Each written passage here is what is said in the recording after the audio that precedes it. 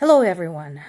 News about the war in Ukraine continue to focus around the infrastructure struggles and the drone strikes against military objects on the Russian territory.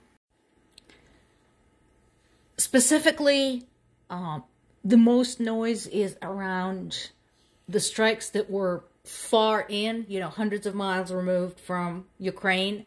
It is still unclear who is responsible for that.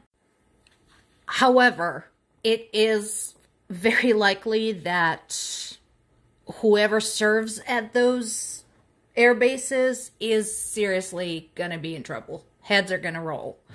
If I were them, I would pack up and get the hell out of there, possibly across the border, because there's going to be hell to pay. Secretary of State Blinken made a statement that U.S. is completely neutral when it comes to encouraging or enabling Kyiv in its military actions, and I agree with him. What I find interesting is the widely spread propaganda, very popular among the Russian people, that Ukraine is not thinking for itself in this war, that it's NATO's fault, EU's fault, US's fault. Somehow it is incomprehensible to them that an entire country wants to determine the course of its own history. And that is very telling. This article from CNN demonstrates that the war in Ukraine is not just some territorial dispute that US should not be interfering with, as some right-wing pundits would have you believe.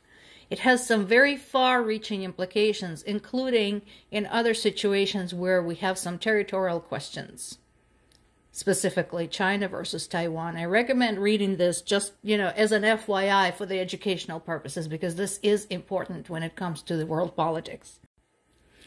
As Ukrainian drones hit another oil depot in the Kursk region, Russia also accused Ukraine in engaging in nuclear terrorism, which is preposterous.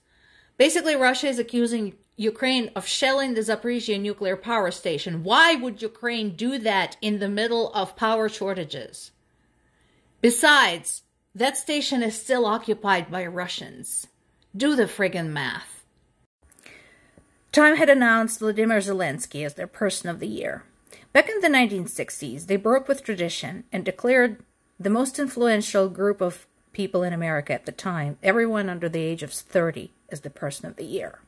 I think this year it should have been people of Ukraine. Thank you for watching.